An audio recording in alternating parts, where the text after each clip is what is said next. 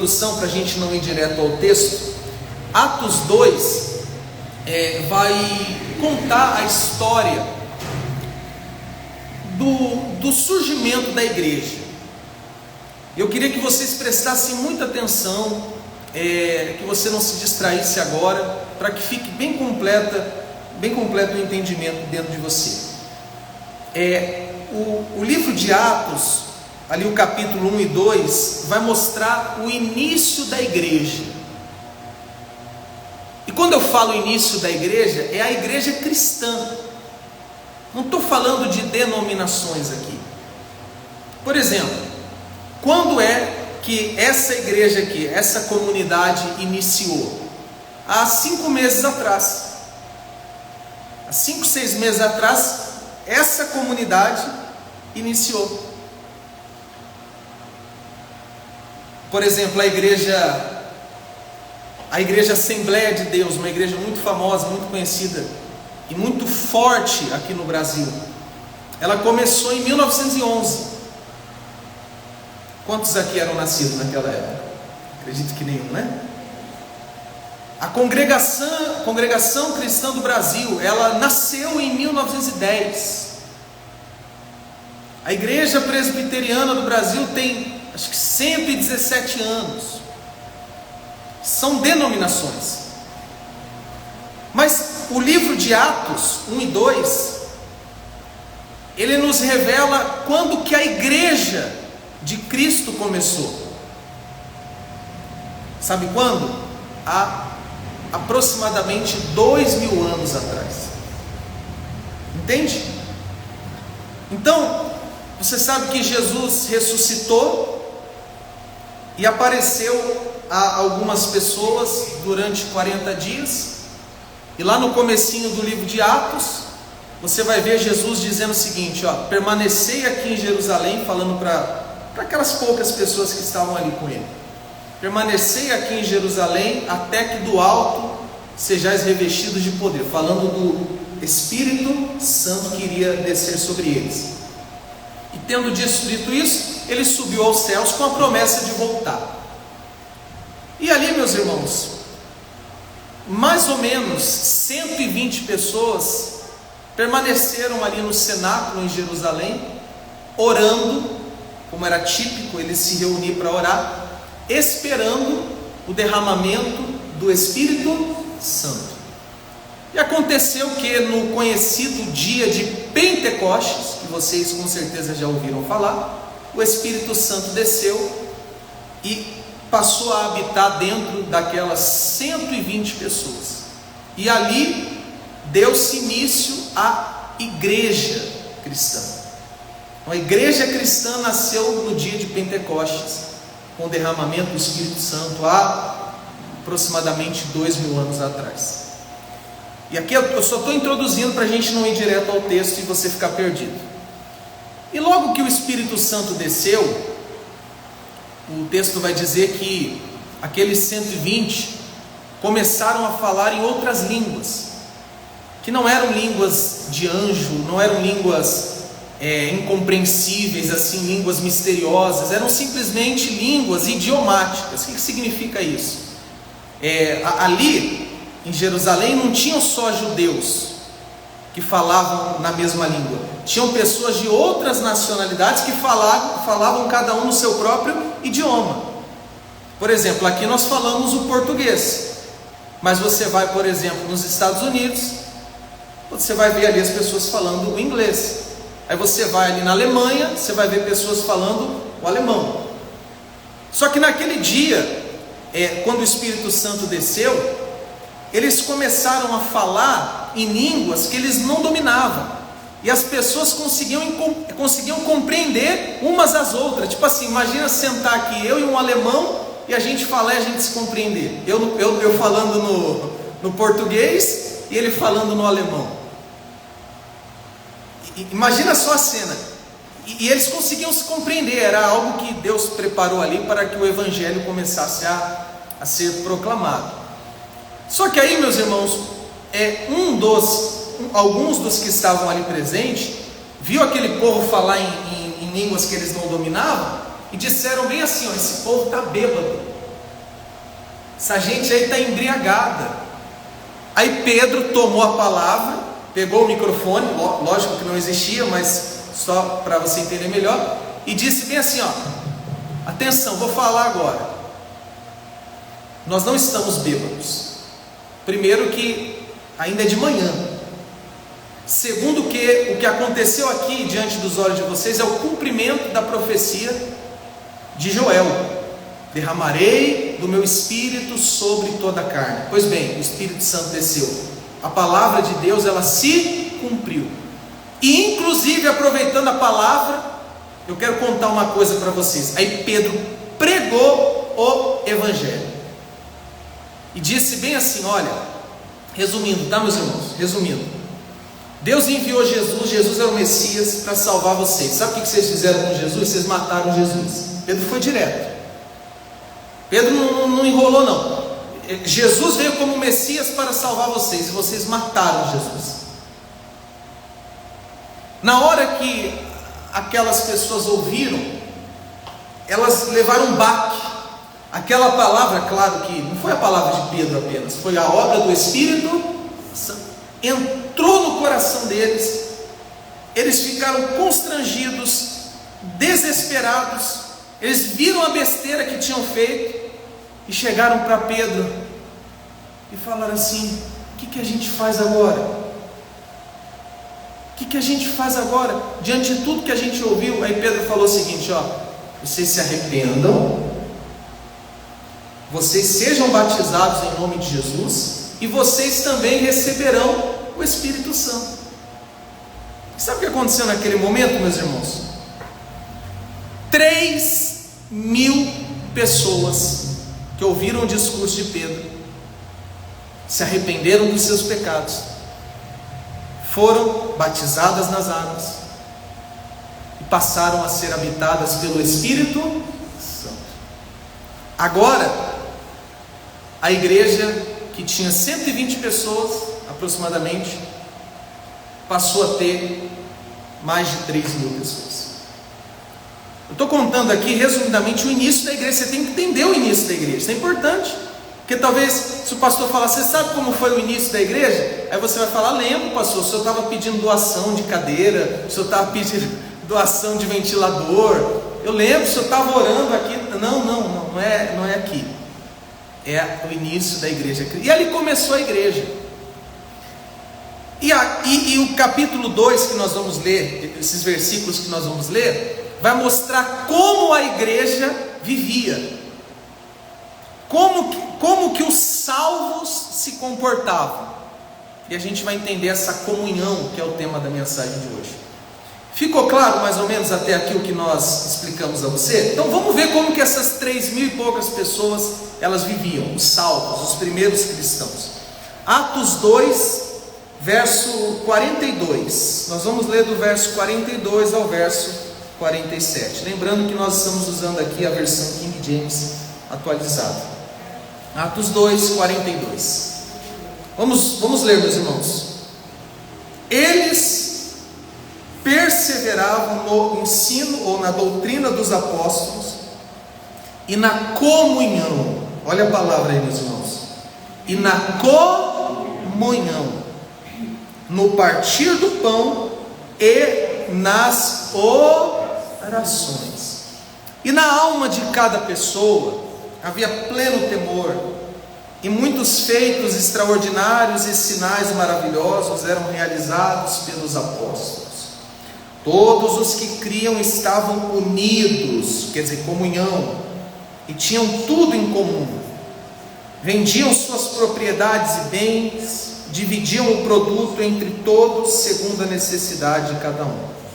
Diariamente continuavam a reunir-se no pátio do templo, partiam o pão em suas casas, olha a comunhão aí, ó, e juntos participavam das refeições com alegria e sinceridade ou singeleza de coração, louvando a Deus por tudo. Olha a comunhão com Deus aí.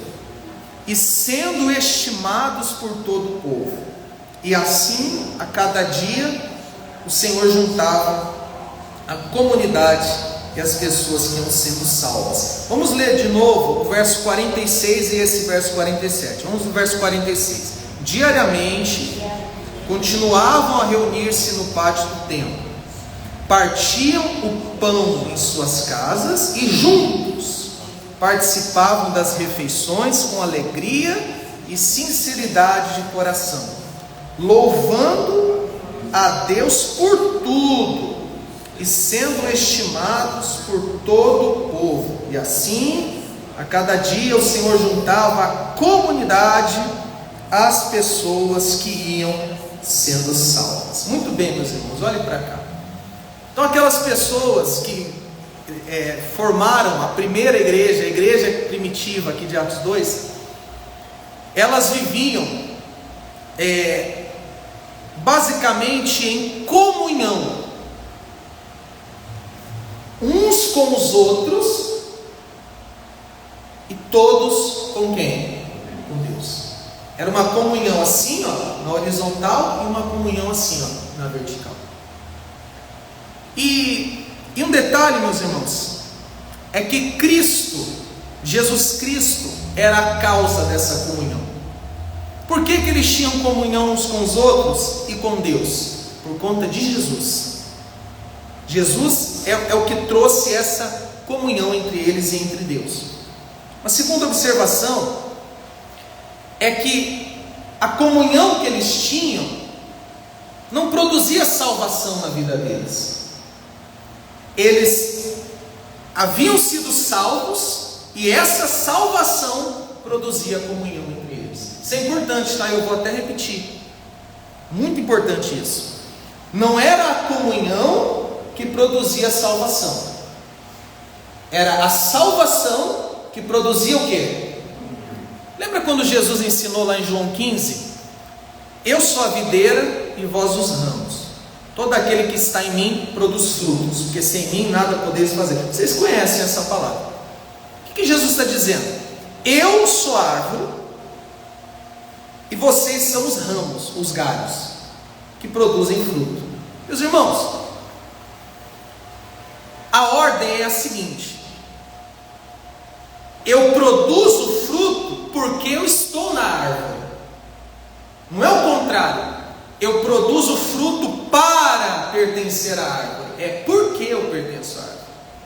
Por que é importante eu estou enfatizando isso? Porque, meus irmãos, o que a gente faz, a santidade, as boas obras, a comunhão, são frutos da salvação. As boas obras, a santidade e a comunhão não salvam você. O que salva você é a fé em Jesus Cristo. A salvação, diz Paulo lá em Efésios 2, não é pelas obras. A salvação é pela graça de Deus.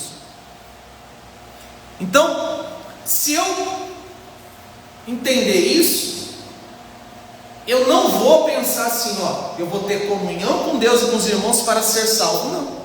Eu vou ter comunhão com Deus e com os irmãos porque eu já fui salvo. Por isso que o tema dessa série de mensagens é os frutos, as evidências, as provas da salvação. Então eu vou repetir. E eu queria até que vocês repetissem comigo. Diga assim: comunhão não produz salvação. Diga: salvação produz comunhão. Você viu como a ordem é importante? Se você não entender essa ordem, você vai ficar igual, desculpa a palavra, tá? Vai ficar igual um doido tentando conquistar a salvação por meio de comunhão, e não vai conquistar, porque a salvação está em Cristo, somente em Cristo. Só que aí, meus irmãos, a gente vê que essa comunhão que eles tinham era uma comunhão muito, muito especial. Primeiro que eles tinham comunhão com Deus junto com os irmãos. Eles se reuniam, você leu o texto comigo, eles se reuniam nas casas, faziam refeições, quer dizer, comiam juntos, participavam da ceia e juntos estavam orando, louvando e aprendendo a palavra do Senhor. O que a gente tem hoje que parece com isso? O que nós temos hoje na nossa vida que parece com essas atitudes deles? Os cultos. Os cultos. Isso daqui que a gente está fazendo é a mesma coisa que eles estavam fazendo aqui. O que a gente faz aqui? Quarta-feira, sexta-feira e especialmente domingo. O que a gente faz aqui? A gente se reúne, não é isso? A gente juntos, a gente ora, a gente louva, juntos a gente aprende a palavra. Qual o nome disso, pastor? Comunhão com os irmãos diante de quem, pessoal? De Deus. E no domingo se torna mais parecido ainda, porque geralmente de domingo nós temos a ceia. Geralmente não, isso já é de lei. Todo domingo a gente tem uma refeição lá no fundo da igreja. Por que que quando nós inauguramos esse trabalho, eu coloquei aquela refeição ali atrás para a gente comer? Será que é para atrair gente? Será que é para atrair o povo pela barriga? Sair falando assim para as pessoas: ó, domingo vai ter um café lá na igreja, vai ter um bolo gostoso, vai ter um pão e vai ter uma torta, aí depois vai ter uma oração também, mas vai lá porque vai ter comida. Será que é por isso, pessoal? Será que a gente preparou aquela refeição pensando assim: ah, os irmãos não têm o que comer em casa, então a gente vai preparar comida para eles? Foi por isso? Qual é o propósito? Por que a gente tem aquele café ali no final? Por que, meus irmãos? Para a gente juntos participar dessa refeição, como a igreja primitiva fazia, como a gente leu aqui em Atos 2. Vocês estão entendendo? Existe um propósito por detrás. Existe um propósito. Então é importante vocês entenderem que os cultos que nós temos aqui são para juntos termos comunhão, um com o outro e todos com quem? E eu quero citar alguns versículos aqui. Você não precisa abrir agora, mas se você quiser anotar, é importante. A comunhão com os irmãos diante de Deus é muito bom. O salvo encara essa comunhão como algo muito bom. O Salmo 133, verso 1, o salmista vai fazer uma declaração muito linda assim, ó: ah, como é bom e agradável que os irmãos estejam unidos. Sabe como é que o salvo encara o culto, esse culto público? Como algo muito bom, como algo muito prazeroso. Quando dá sábado à noite, ele não vê a hora de chegar domingo de manhã, porque ele sabe: ah, é muito bom, é muito bom. O que é bom? Não é vocês estão entendendo? O bom é estarmos juntos. O bom é estarmos unidos. O bom é nós estarmos aqui, ó, cada um com a sua Bíblia, ouvindo a palavra, orando, buscando a Deus, participando da ceia. Para o salvo, meus irmãos, isso é muito bom.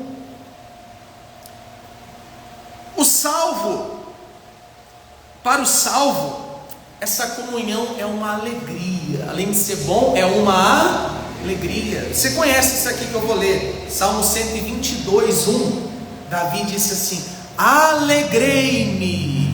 Olha a expressão que Davi usou: alegrei-me quando me disseram, vamos à casa do Senhor. Nós sabemos que hoje a casa de Deus é o nosso coração. Deus não habita em templos de concreto, de madeira. Deus habita dentro do salvo, dentro do crente. Mas quando nós nos unimos, o salvo tem nisso algo de grande alegria. Então ele não pensa assim: poxa, tem que ir lá participar do culto, que tristeza. Bem que o pastor podia mandar mensagem lá para a gente, falar: ó, pessoal, amanhã não vai ter culto não. Eu ficaria mais tranquilo. Não, o salvo não encara dessa forma. Para o salvo é uma alegria. Ter comunhão com os irmãos é uma alegria. Além do que, isso daqui é muito importante destacar, congregar Isso aqui é congregar, tá? O que nós estamos fazendo é congregar. O que eles estavam fazendo aqui em Atos 2 era congregar. Essa comunhão com os irmãos, essa reunião dos irmãos, é uma orientação bíblica. Não tem que ir na igreja não tem que frequentar nenhum lugar não. Saiba que tem uma orientação bíblica. Em Hebreus 10, 25, você pode anotar para ler depois, há uma orientação da parte do autor de Hebreus. Sabe qual? Não nos deixemos de congregar, não deixemos de nos reunir, como é costume de alguns. Quer dizer, os cristãos, alguns cristãos hebreus, a quem o autor escreveu essa carta aos Hebreus, esse livro de Hebreus, alguns estavam parando de se reunir, de congregar, e o autor falou assim: não podemos deixar de congregar, não podemos deixar de nos reunir. É importante dizer isso, porque o salvo, ele tem essa consciência. O salvo sabe que a comunhão com os irmãos é algo bom, é algo que traz alegria e é algo importantíssimo. E eu já vou explicar para você o porquê que é importante. Mas você sabe que tem pessoas que, por não conhecerem essa orientação bíblica, ou até por ignorarem, elas dizem bem assim: eu busco a Deus em casa, tudo certo. Então eu oro em casa, eu assisto ali às vezes um vídeo, eu busco a Deus. Quem já viu pessoas assim?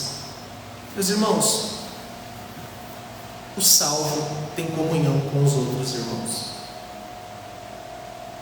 Isso não é coisa minha, é Bíblia. Vocês leram aqui comigo. Você viu como é que era a primeira igreja? Eles se reuniam em casas. Por que em casas, pastor? Porque eles não tinham espaço como a gente aqui.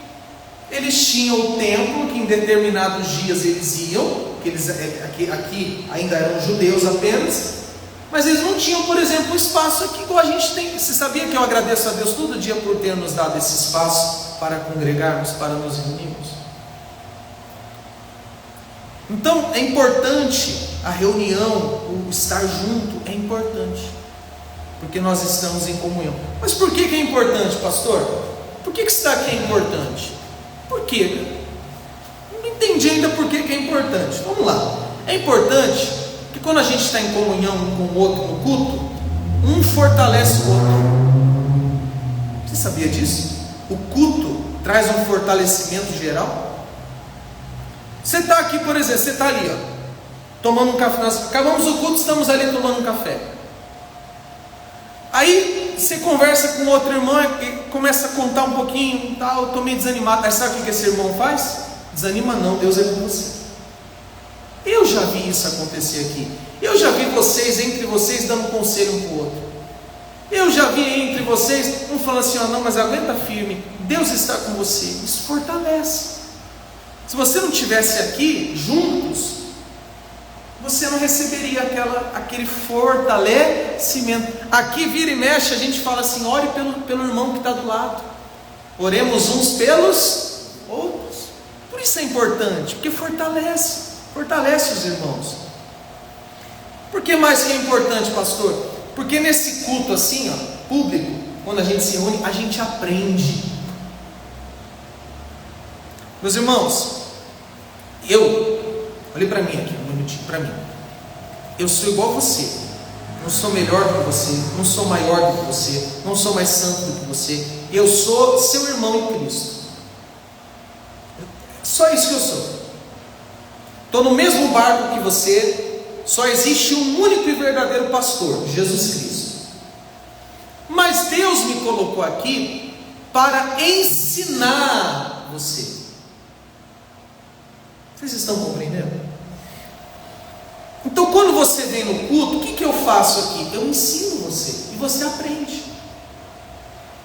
E é legal que enquanto eu estou ensinando a você, eu também estou aprendendo. Então esse culto, essa comunhão com os irmãos traz aprendizado. Traz aprendizado.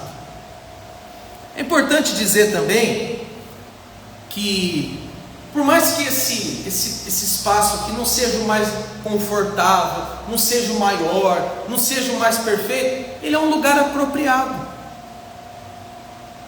Quando a gente se reúne como irmãos, a gente está num lugar apropriado. Por quê?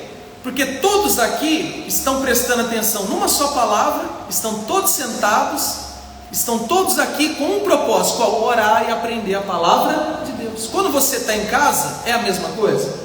Não é. Porque na sala tem um assistindo o jogo do Corinthians, é ou não é? Na cozinha tem um cozinhando e botou o som bem alto lá, porque gosta de cozinhar, mexer as panelas e mexer o corpo dançando também. Aí tem lá o cachorro no quintal brigando com o gato, e o gato batendo no cachorro. Aí você está lá no seu quarto, está orando, mas você sabe que é difícil. Eu já vou chegar nessa comunhão em casa, eu vou no secreto.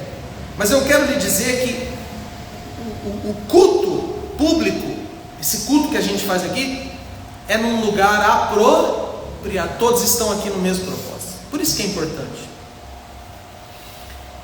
E eu queria, para encerrar essa questão da comunhão com os irmãos, juntos no culto, eu quero dizer a você que Judas, lembra da história de Judas? Judas fazia parte de um grupo, fazia parte de uma igreja, de uma comunhão, dos 12, lembra dos 12? Judas era um. Só que Judas pecou, Judas traiu Jesus. E qual que foi o problema de Judas? Eu ouvi isso esses dias da boca de um pregador, e eu achei muito importante de falar para você. Qual foi o erro de Judas? Não foi só ter traído Jesus, ter pecado, isso aí tudo a gente sabe. O erro de Judas é que ele se isolou. Ele se isolou por estar envergonhado, consciência pesada, a besteira que ele fez. Ele não voltou para o grupo, ele se isolou. Tipo assim, eu fiz essa besteira, não quero ficar com eles não, porque eu estou sem graça, estou com vergonha. Ele se isolou, ficou sozinho. E nessa que ele ficou sozinho, Satanás, que já tinha incitado ele a trair Jesus, incitou ele a tirar a própria vida. E ele se enforcou. O que eu quero dizer com isso? Pedro também pecou, mas diferente de Judas, Pedro não se isolou. Pedro permaneceu ali com o grupo. Pedro permaneceu ali com a comunidade. Então, meus irmãos, o cristão, o salvo, é importante que ele esteja em grupo, é importante que ele esteja em comunidade. Porque se você se isola, imagina uma ovelha que se isola num lugar sozinha, é muito difícil dela permanecer viva. Compreenderam até aqui? Então não se isole. Talvez você está aqui me ouvindo, acompanhando presencialmente ou em casa, e você está assim, poxa, mas eu ainda não me firmei, eu estou de pé, aí eu caio, aí eu estou triste, não vou mais na igreja, não vou mais lá com os irmãos, não, porque eu não sou digno. Pelo contrário, você é mais do que bem-vindo aqui. Aqui nós vamos te ajudar, aqui nós vamos te aconselhar, aqui nós vamos orar por você, para que você não venha se perder. Entenderam, meus irmãos? Ô pastor, mas e eu? E aqui vale muito também para quem está acompanhando em casa. E eu estava numa igreja e eu descobri que não era o verdadeiro evangelho. Enfim, eu recomecei. E eu não estou encontrando uma igreja cristocêntrica, uma igreja bíblica.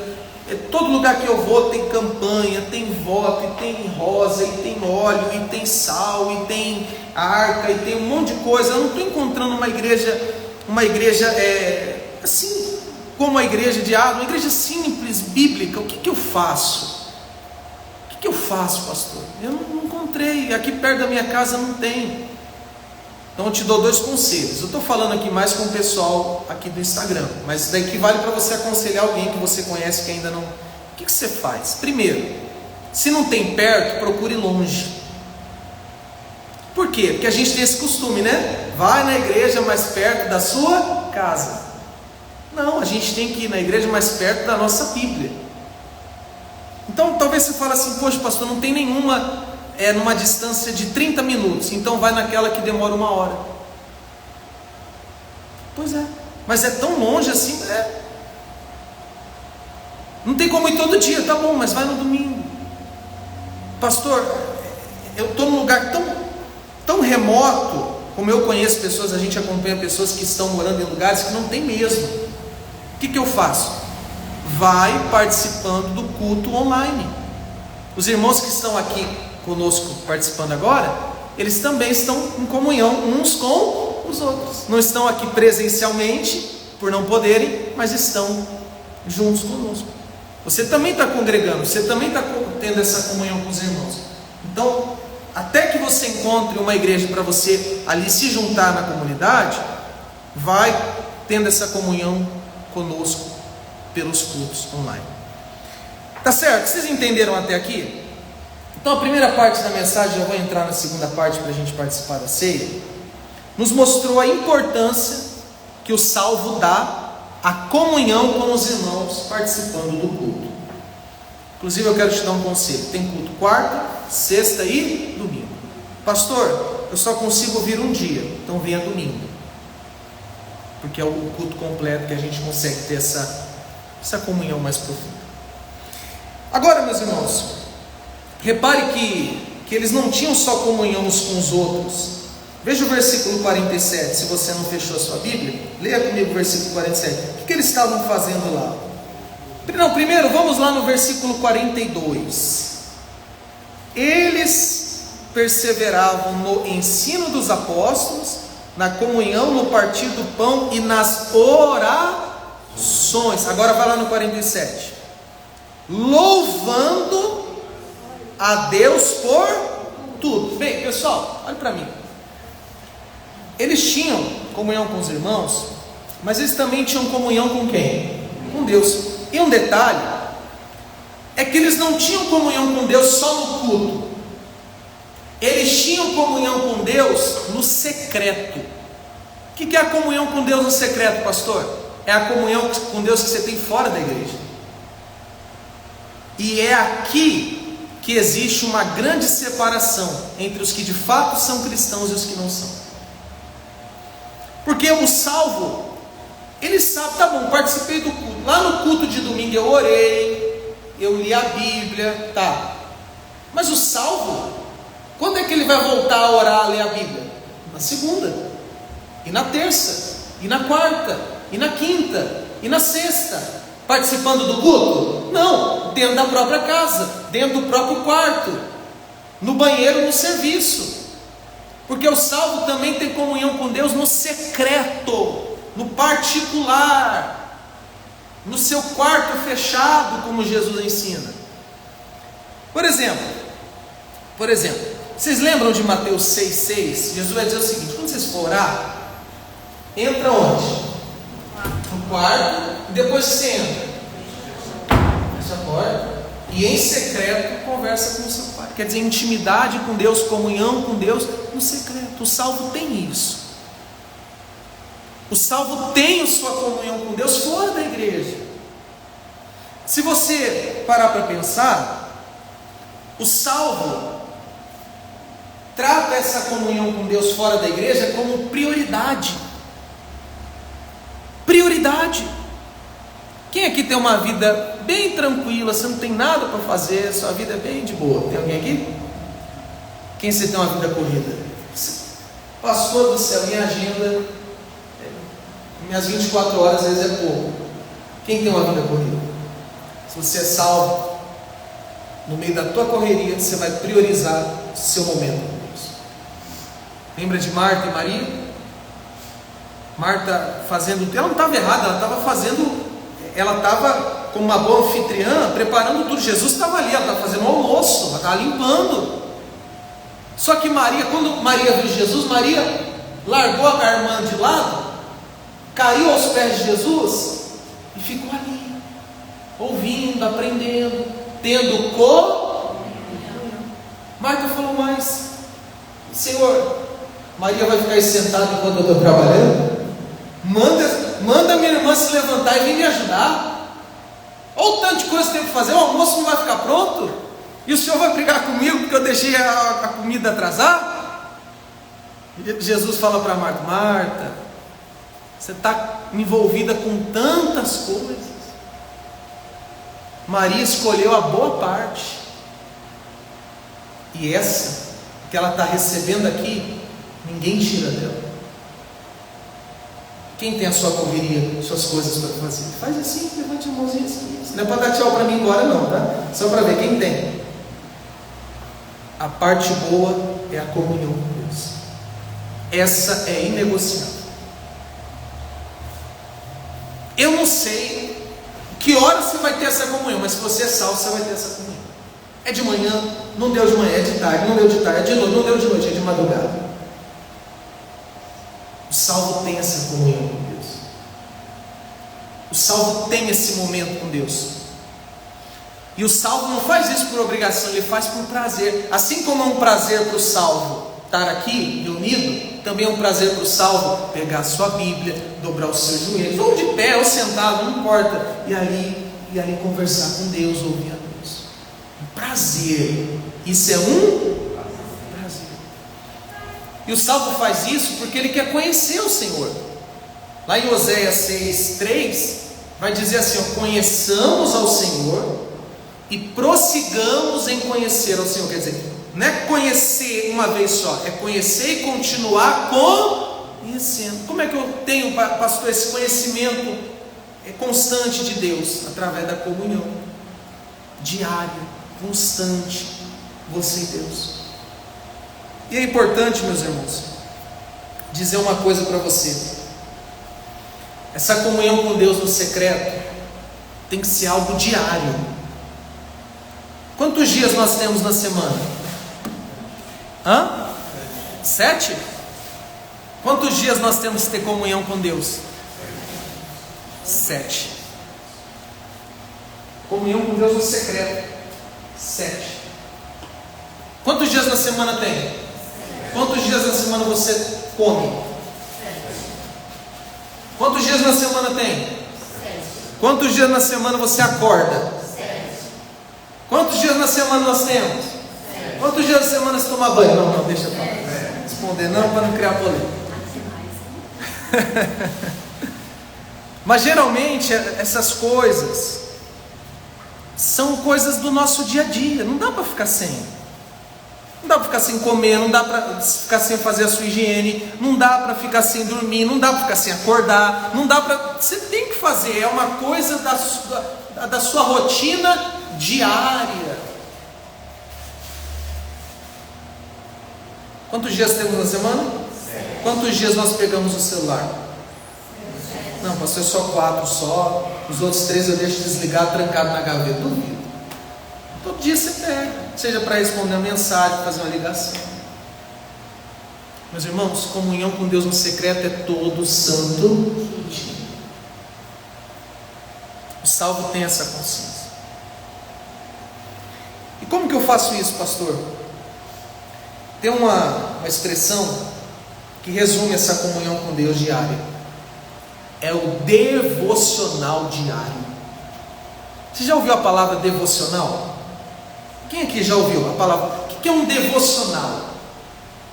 Devocional é um momento que você tira a sós com Deus. Olha a palavra que eu disse: momento que você tira a sós com Deus. Por que diário? Porque esse momento a sós com Deus tem que ser todos os dias. Quanto tempo, pastor? Não sei qual é a sua realidade, mas você precisa dessa comunhão diária.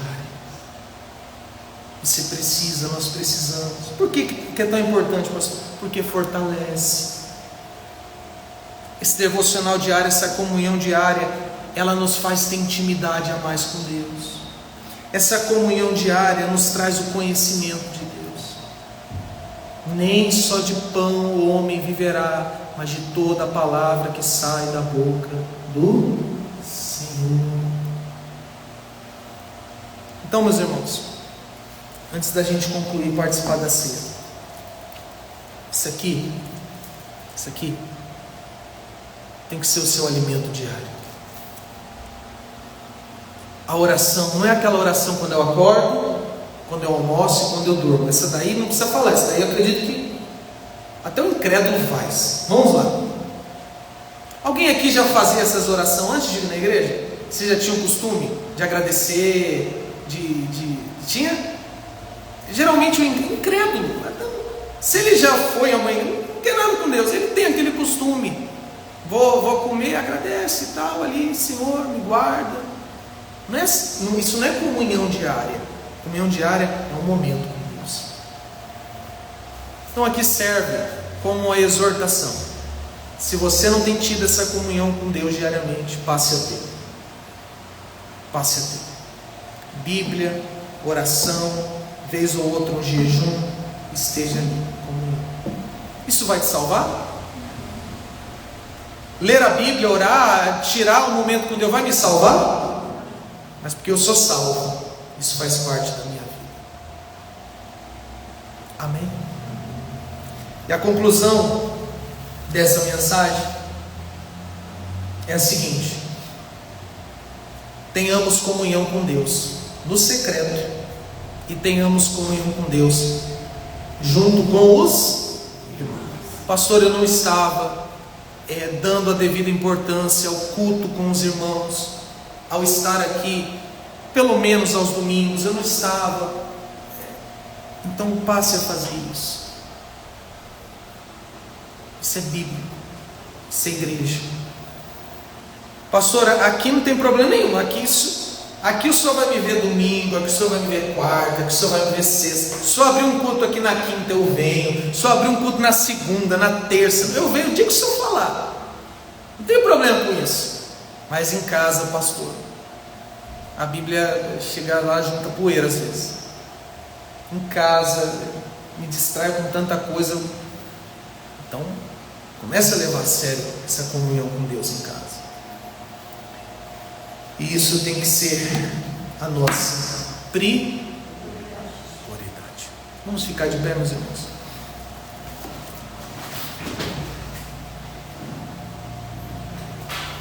Vamos nos preparar para a ceia. Fechemos os olhos.